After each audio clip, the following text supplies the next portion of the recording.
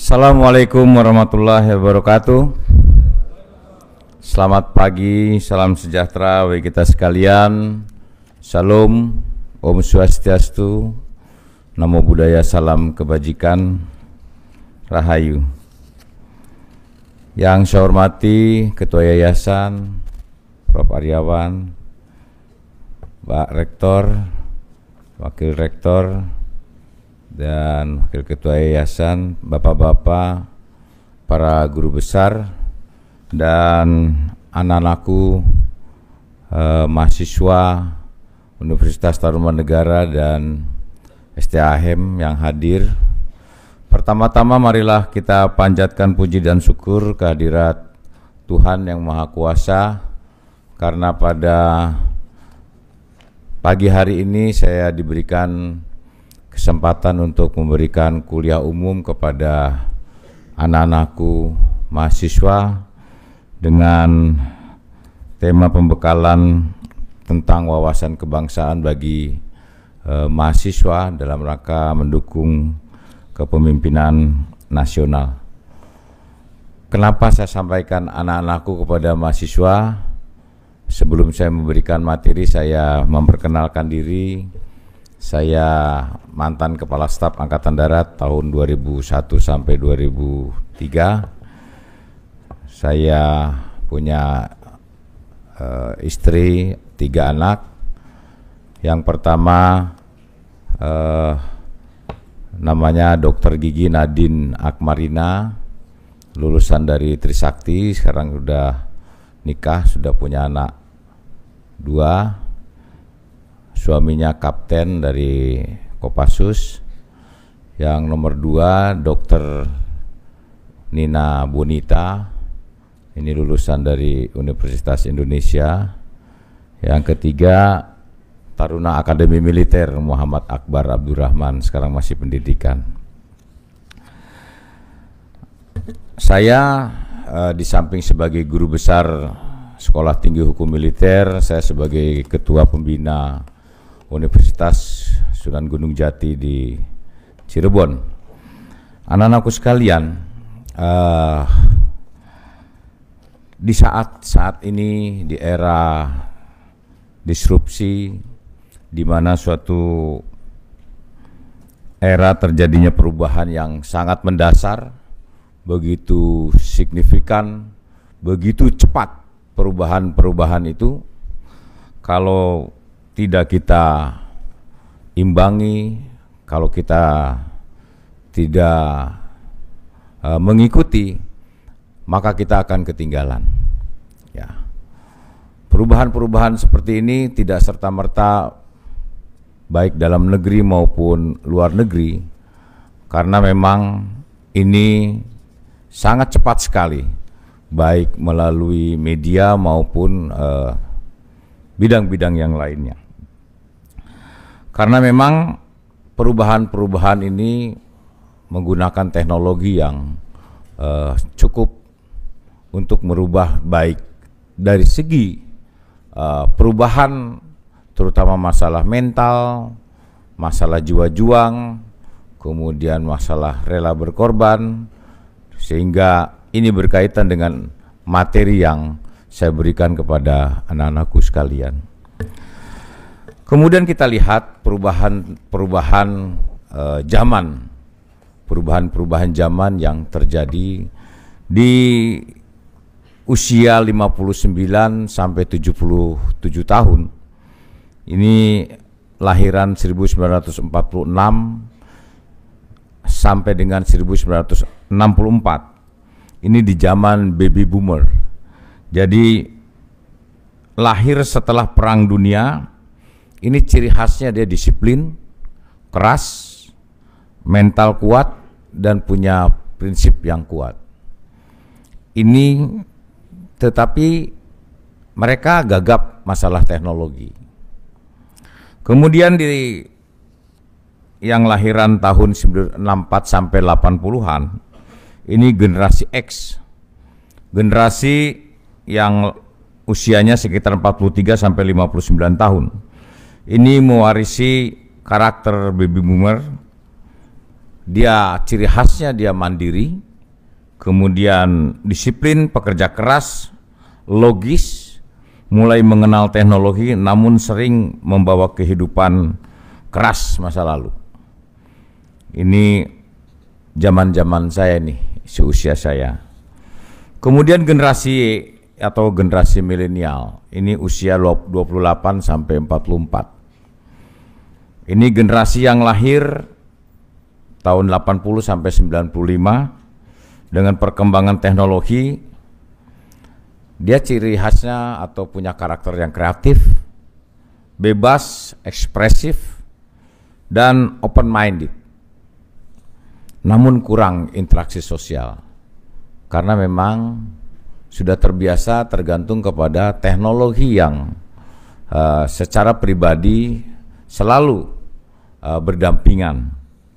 Kemudian yang lahir tahun 1965 ke bawah, ke atas ya maksudnya, ini 27 tahun ke bawah, ini generasi Z. Ya seperti anak-anakku sekalian, ini generasi Z aktif berinteraksi dunia maya. Penguasaan teknologi yang tinggi, kritis, namun menginginkan sesuatu yang instan dan mudah menyerah. Ya, ingin makan ini mudah, ya. Kemudian ingin pesan ini, beli baju ini mudah, cukup dengan Gojek, GoFood dan sebagainya. Kemudian waktu yang dihabiskan untuk menggunakan internet, pengguna internet di Indonesia mencapai 196,7 juta dan hampir 145,4 juta atau 73% adalah generasi Y atau generasi Z. Rata-rata waktu yang digunakan untuk internet ini sekitar 8 jam per hari. Yang menjadi persoalan, internet merupakan sumber yang sangat terbuka, namun yang belum tentu valid kebenarannya. Ini bahkan saya pun sering, kalau kita perlu sesuatu baik dalam suatu pendidikan maupun kegiatan-kegiatan, selalu buka internet.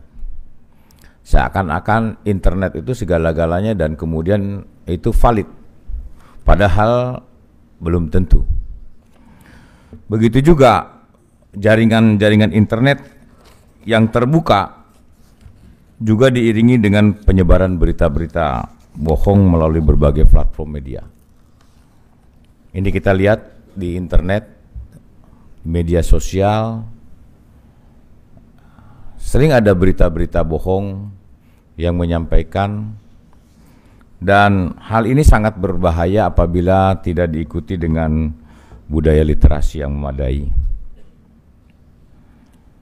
Berita-berita itu sering juga disampaikan oleh pihak-pihak dengan sengaja maupun tidak sengaja, apalagi dalam situasi politik ini, saling menjatuhkan, saling merendahkan, saling mengejek, saling menfitnah.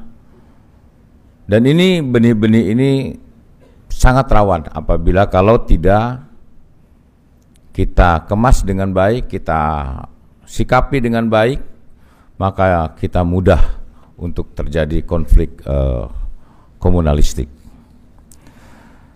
Anak-anakku sekalian, tantangan dan ancaman ke depan untuk menuju Indonesia emas nanti 2045.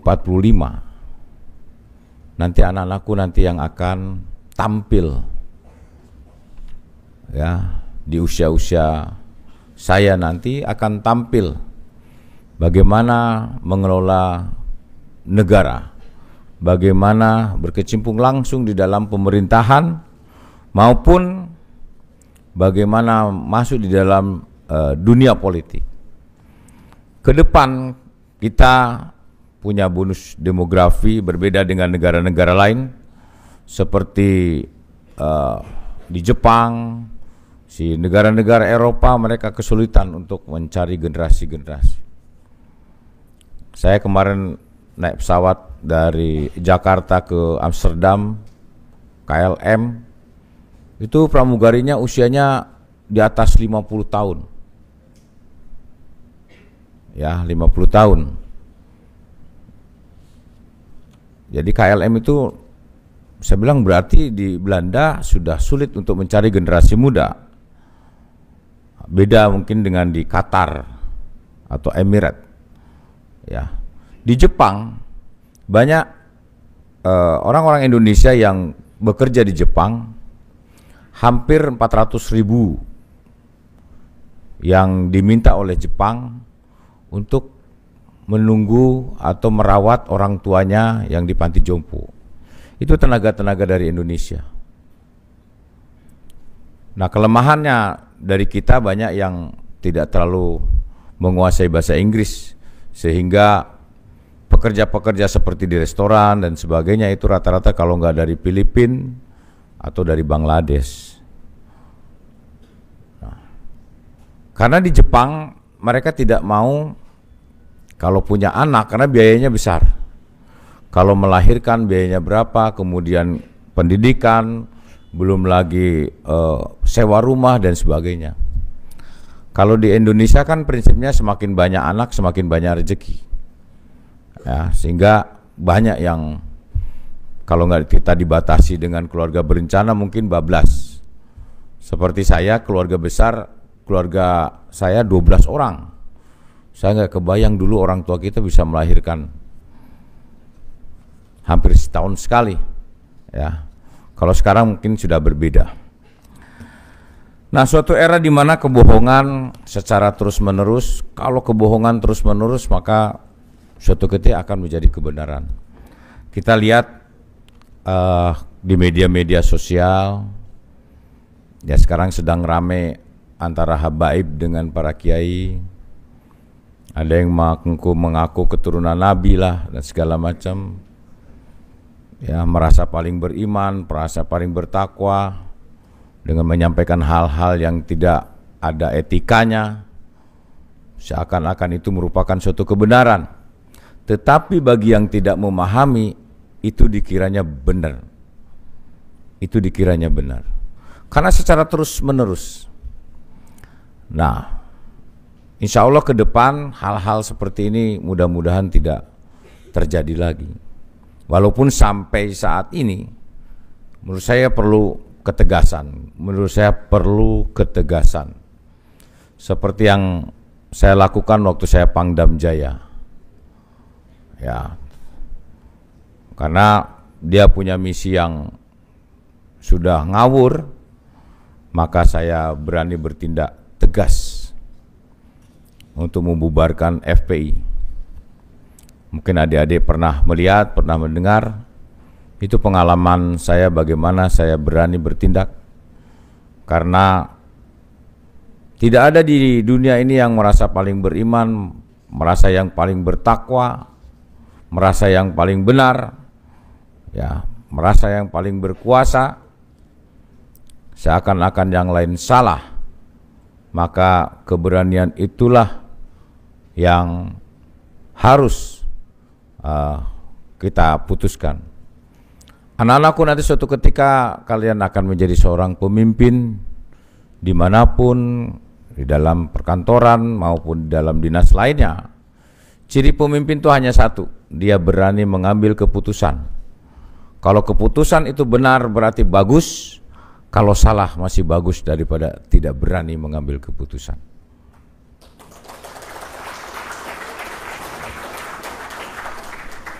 Anak-anakku sekalian, muncul budaya-budaya baru sekarang yang tumbuh, ya, dan berkembang dengan mengkultuskan kelompok tertentu. Ya, itu yang saya katakan, merasa kelompok ini paling beriman, paling bertakwa, paling benar. Padahal kalau kita lihat dari apa yang disampaikan, itu tidak mencerminkan akhlaknya yang baik. Selanjutnya, indeks kerentanan tahun 2022 ini hasil analisis dan data dari seluruh dunia bahwa indikator konflik berkepanjangan di banyak negara, itu di Timur Tengah, baik Somalia, Yaman, Irak, Iran, Libya, Lebanon, Afghanistan, Mesir, konflik yang terjadi di beberapa negara, Indonesia ini menempati urutan atau peringkat ke-100 dari 179. Ya, bayangkan, sangat rentan. Kita pernah mengalami G13 PKI, kita mengalami DITII, Permesta dan sebagainya. Ya, belum lagi konflik komunalistik seperti di Ambon, kemudian di Kalimantan. Hal-hal seperti ini kalau tidak kita tindak dengan tegas, maka ini akan berkembang dan pasti ada sponsornya yang membuat seperti itu. Di Timur Tengah itu hanya satu agama, satu daratan, hanya dibedakan dengan Sufi dan Syiah, Sunni dan Syiah, kelompok Sunni dan Syiah. Bagaimana di negara kita yang 17.000 pulau, 6 agama dan berapa ribu suku, sehingga sangat rentan untuk konflik SARA.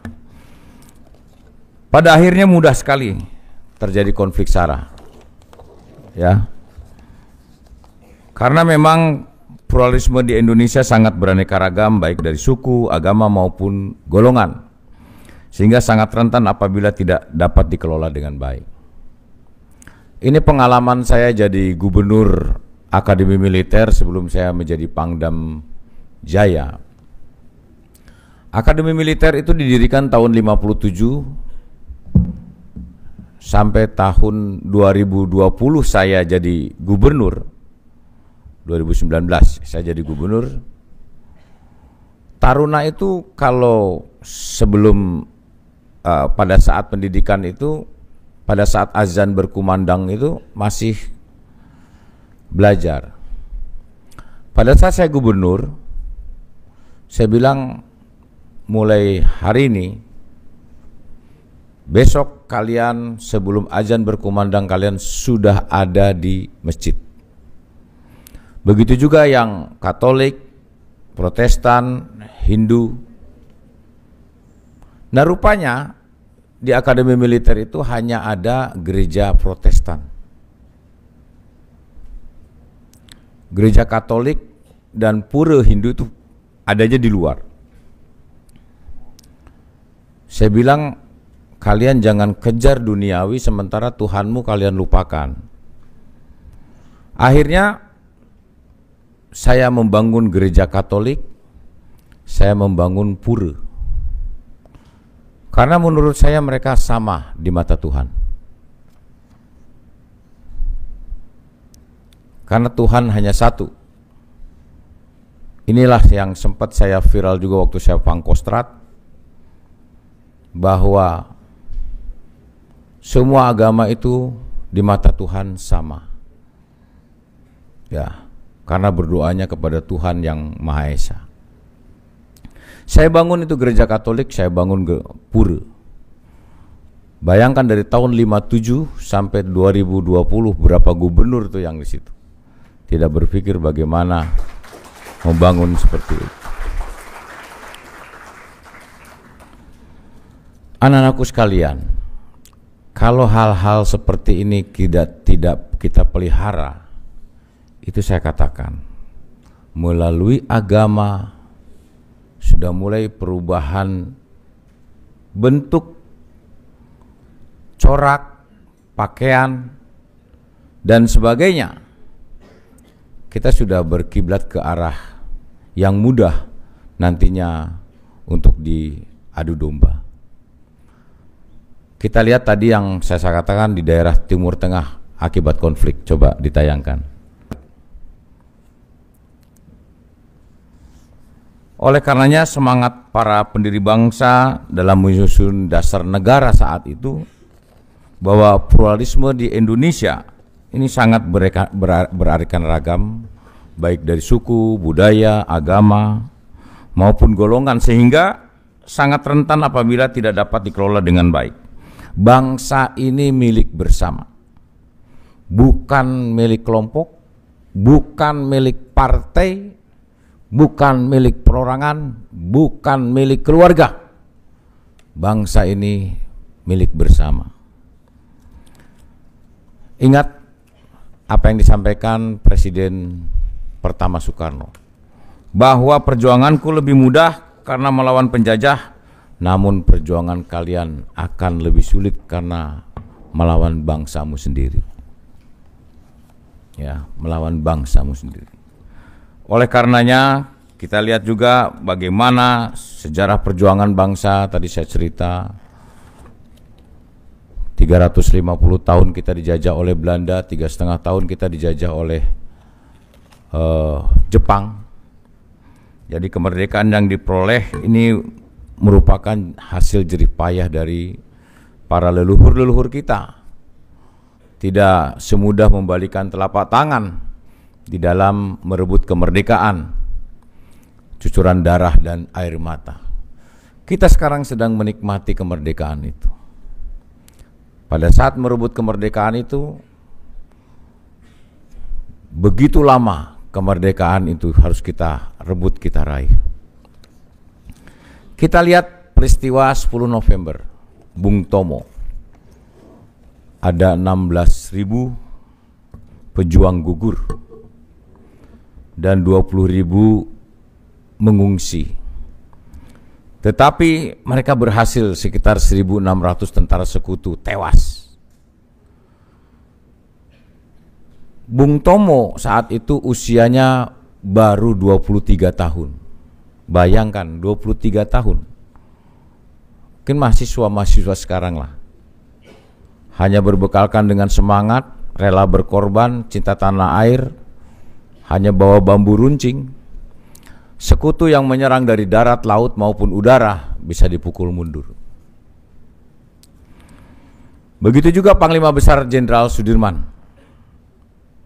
Beliau dari usia 25 tahun, hanya seorang guru SD, kemudian melewati pertempuran-pertempuran di Ambarawa, di Semarang dan sebagainya, yang kemudian terakhirnya di usia 29 tahun beliau bergerilya walaupun paru-parunya tinggal sebelah.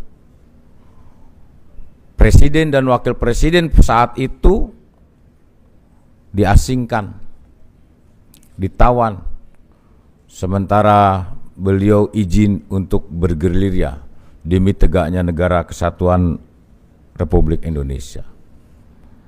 Anak-anakku sekalian, sejarah telah membuktikan bahwa persatuan dan kesatuan bangsa Indonesia sangat kuat kita apabila kita menghadapi ancaman-ancaman eksternal, baik melawan penjajah ya, maupun melawan suatu negara yang indikasinya akan menguasai wilayah negara kita. Hal ini dikarenakan secara alami bangsa Indonesia memiliki jiwa persatuan dan kesatuan seperti yang tertera di dalam Pancasila yang sila ketiga, Persatuan Indonesia. Nilai-nilai tersebut merupakan nilai dasar yang dimiliki oleh bangsa Indonesia yang digunakan untuk memukul musuh bersama. Bhinneka Tunggal Ika, Tanharma dan Mamang Rua yang disampaikan oleh Empu Tular atau Sutasoma pada masa kerajaan ke abad ke-14, umat Buddha dan umat Hindu itu sudah hidup berdampingan. Itu abad ke-14. Tetapi 660 tahun yang lalu, nenek moyang kita telah menghargai perbedaan, dan di waktu yang bersamaan di benua Eropa dan Amerika itu masih terjadi perbudakan. Nah, mereka sekarang sudah menjunjung tinggi toleransi. Justru di kita sudah mulai ada benih-benih yang mencoba memecah belah persatuan dan kesatuan. Perbedaan agama menjadi masalah yang kemudian sangat mudah untuk diadu domba. Kita lihat perang kemerdekaan, saya sampaikan tadi 350 tahun, 300 tahun kurang lebih kita dijajah oleh Belanda. Dan ini tidak pernah berhasil karena masing-masing wilayah, ya, dari mulai kerajaan sampai ke pahlawan-pahlawan kemerdekaan kewilayahan, ini diadu domba oleh para penjajah, sehingga tidak pernah bersatu, sehingga mereka terjadi konflik, terjadi perang antara daerah yang satu dengan yang lainnya. Tetapi ingat, pada tahun 1908, ya, Budi Utomo ini merupakan yayasan. Jadi Budi Utomo itu bukan nama orang, tapi Yayasan Budi Utomo yang dipelopori oleh Dr. Wahidin Sudirohusodo dan beberapa anak-anak muda yang relatif usia 17 sampai 22 tahun membentuk Yayasan Budi Utomo dalam organisasi kepemudaan. Dan pada akhirnya terjadilah kongres pada tahun 1928 yang dinamakan Kongres Pemuda, melahirkan Yong Java, Yong Celebes, Yong Ambon, Yong Sumatera, dan sebagainya. Mereka untuk bersatu. Dari 1908 sampai 1945 Indonesia merdeka, hanya 37 tahun Indonesia merdeka oleh para pemuda-pemuda, sehingga tidak memerlukan waktu yang lama sampai ratusan tahun. Inilah kemudian nilai-nilai bangsa tercermin bahwa persatuan dan kesatuan bangsa ini merupakan suatu hal yang pokok, dan saat itu kepentingan umum, kepentingan bangsa itu di atas segala-galanya daripada kepentingan kelompok maupun golongan. Makanya pada saat saya Pangdam Jaya, saya berani mengambil keputusan.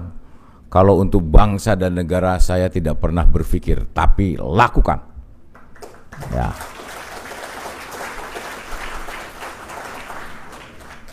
Anak-anakku sekalian, kita lihat perjuangan merebut kemerdekaan dengan perlengkapan yang sangat sederhana. Dengan baju yang compang-camping, tidak seperti sekarang. TNI sudah pakai helm, pakai rompi anti peluru. Kalau dulu telanjang seperti ini, tapi mereka siap, berani, rela berkorban demi kita semua sekarang yang sedang menikmati alam kemerdekaan. Dan nilai-nilai bangsa, kebersamaan, rasa gotong royong, ini dari dulu. Bahkan saya yakin di desa-desa, di kampung-kampung, nilai-nilai seperti ini masih terpelihara. Ya, karena ini sebagai modal kita semua.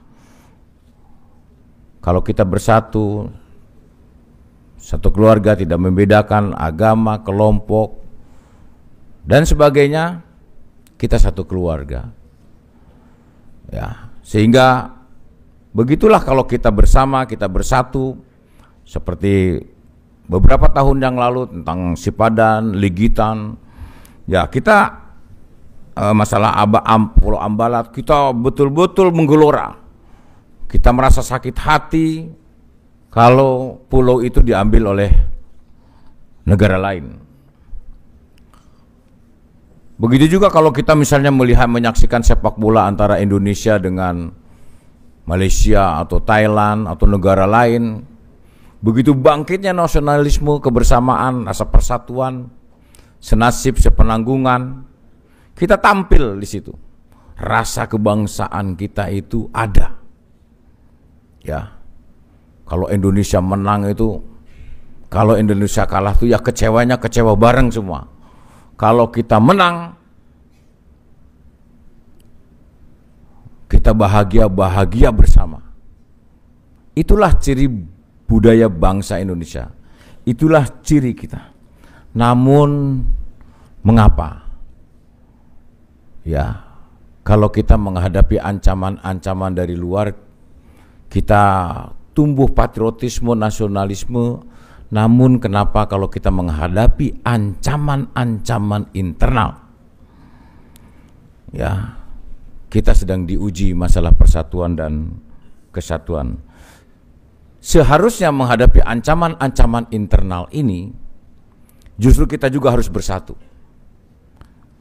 Ancaman-ancaman internal ini baik melalui media sosial, sudah mulai terlihat antara kelompok ini. Tadi saya katakan, sudah mulai ada benih-benih perpecahan. Antara satu agama pun dipecahkan lagi. Ada kelompok ini. Begitu juga dengan media-media yang lain memanfaatkan situasi ini. Pasti ada aktor intelektual yang memanfaatkan situasi ini. Oleh karenanya mari kita bersatu. Makanya nilai-nilai bangsa Indonesia, nilai-nilai bagaimana menghormati perbedaan, bagaimana mendahulukan kepentingan umum maupun kepentingan pribadi, maupun kepentingan golongan. Kita lihat sekarang hasil pemilu pilkada kemarin, ya, itu kan kepentingan kelompok golongan, kepentingan pribadi ingin menjabat. Tetapi sekalipun siapapun yang menang maupun kalah, kita harus bersatu. Tidak boleh ini menjadi benih-benih perpecahan, benih-benih perbedaan yang mudah nantinya dimanfaatkan oleh pihak-pihak tertentu untuk terjadinya konflik yang nuansanya sara. Rela berkorban, pantang menyerah, gotong royong, optimisme dan nasionalisme. Ini adalah nilai-nilai bangsa Indonesia yang tetap harus kita pelihara. Dan nilai-nilai bangsa Indonesia tersebut harus dipahami sebagai wawasan kebangsaan. Wawasan kebangsaan ini menyatu secara utuh menjadi jiwa bangsa Indonesia dan nilai-nilai yang mengkristal dalam Pancasila sebagai nilai keindonesiaan. Nah, bagaimana mahasiswa di dalam mendukung kepemimpinan nasional, di samping itu dalam rangka Indonesia Emas? Mahasiswa sebagai agent of change berperan positif terhadap pembentukan kehidupan masyarakat dalam pembentukan moral, akhlak, etika, dan agen perubahan era society 5.0 dan revolusi industri. Artinya bahwa mahasiswa mungkin pada saat AKL atau pada saat di lingkungannya atau berinteraksi dengan sesama atau di grup, ada sudah mulai masuk berita-berita yang sudah terpengaruh oleh kelompok-kelompok tertentu yang mencoba mempengaruhi masalah persatuan dan kesatuan bangsa, saling mengingatkan, ya, sehingga untuk tidak mudah dipengaruhi. Sebagai social control juga, mahasiswa harus mampu bersikap kritis terhadap apa yang terjadi di pemerintahan. Silakan bisa disampaikan secara kritis apabila tidak benar, dan kebijakan pemerintah harus mampu dianalisis dengan baik untuk kepentingan masyarakat.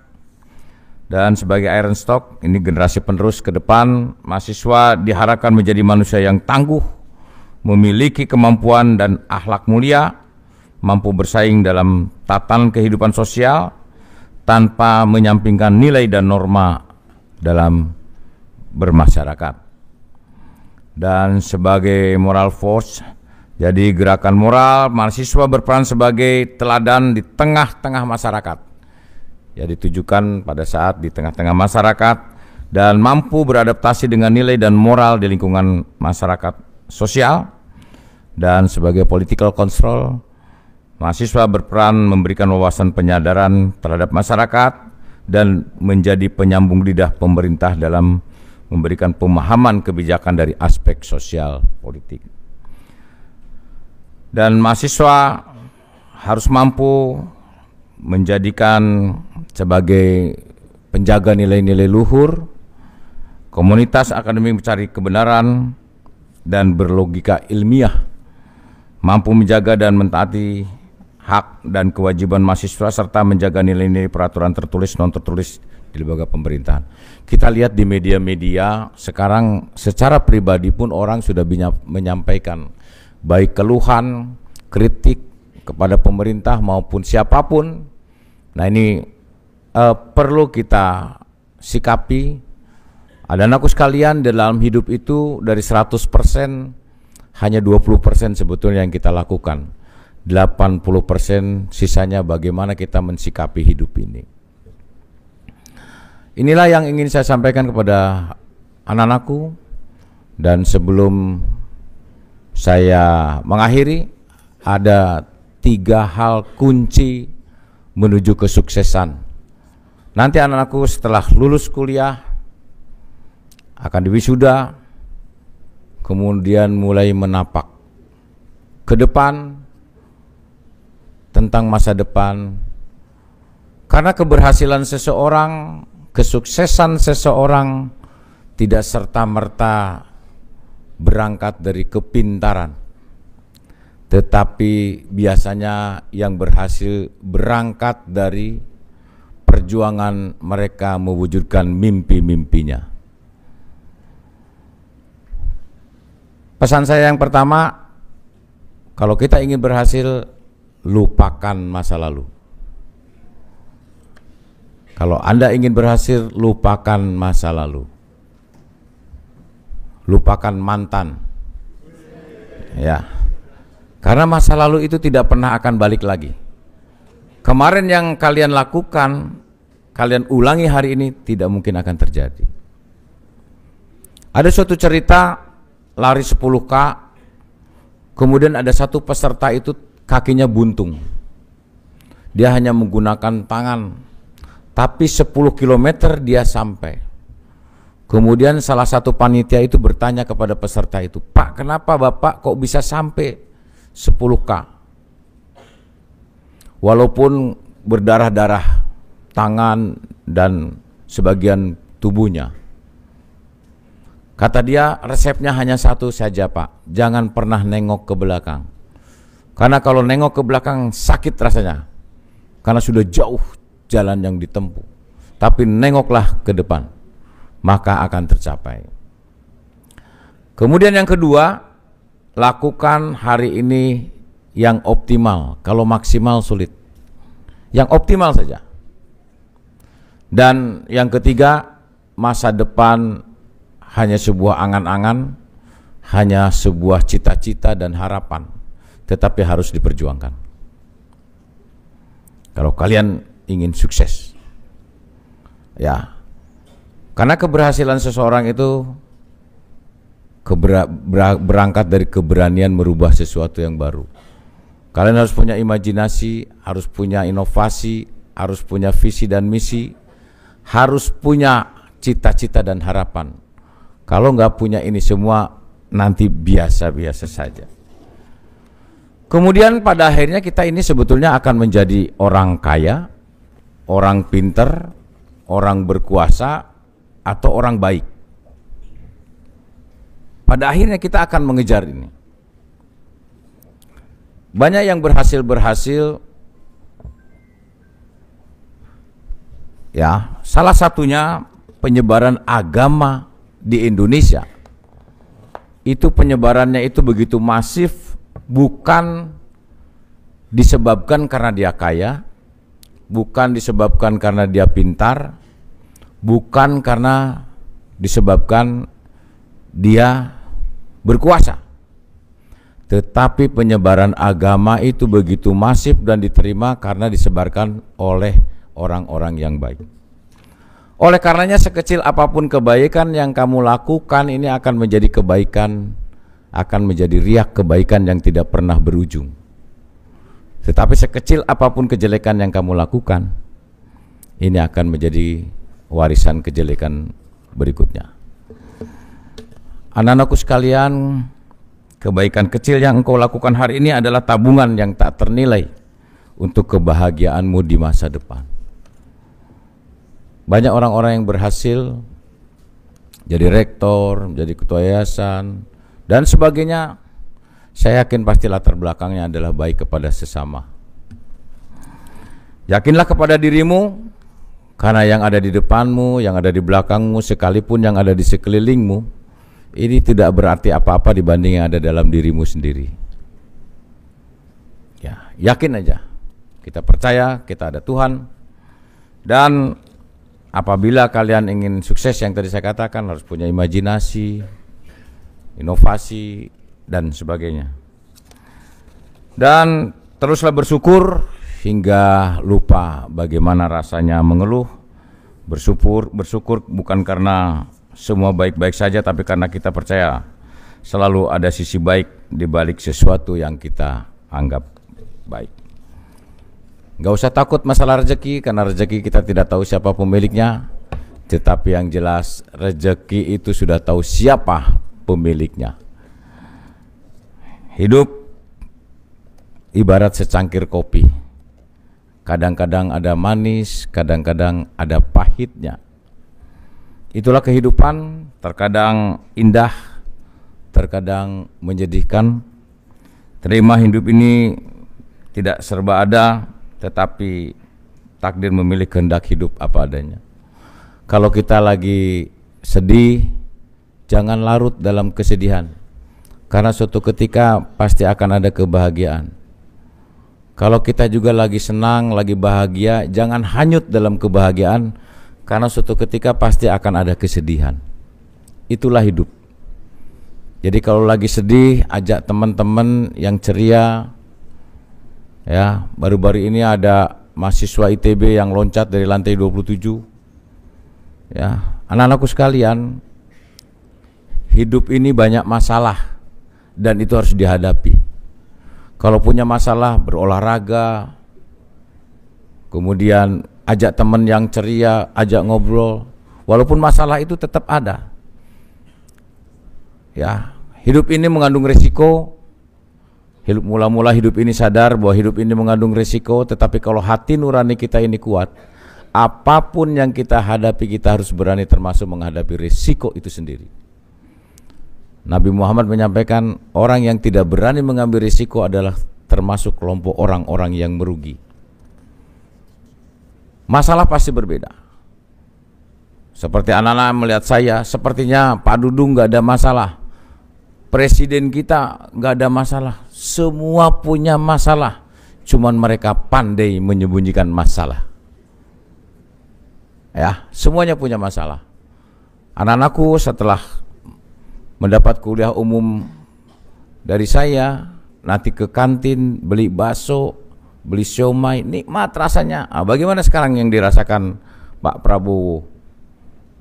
Mungkin makan juga tidak senikmat kita, apalagi yang kalah pilkada kemarin. Ya, jadi syukuri nikmat, ya syukuri nikmat, tersenyum. Dunia ini indah, karena kebaikan seseorang itu sebetulnya tidak dilihat dari bagaimana dia ibadahnya, dia sholatnya, dia berzikirnya, dia berpuasanya, tetapi kebaikan seseorang itu terlihat bagaimana dia memperlakukan orang lain. Maka baik-baiklah dengan sesama teman, karena suatu ketika ini akan mengantarkan menuju kita kebaikan. Yakinlah bahwa apa yang terjadi dalam dirimu itu identik dengan apa yang kita perbuat kepada orang lain. Tuhan sudah memilih apa yang kita alami, tinggal bagaimana kita memilih apa yang harus kita lalui. Terima kasih anak-anakku, ya sukses selalu, semoga berhasil mencapai tujuan, dan semangat untuk terus menjadi pribadi yang tangguh, yang berani dan jagoan. Terima kasih. Wabillahi taufik wal hidayah. Wassalamualaikum warahmatullahi wabarakatuh.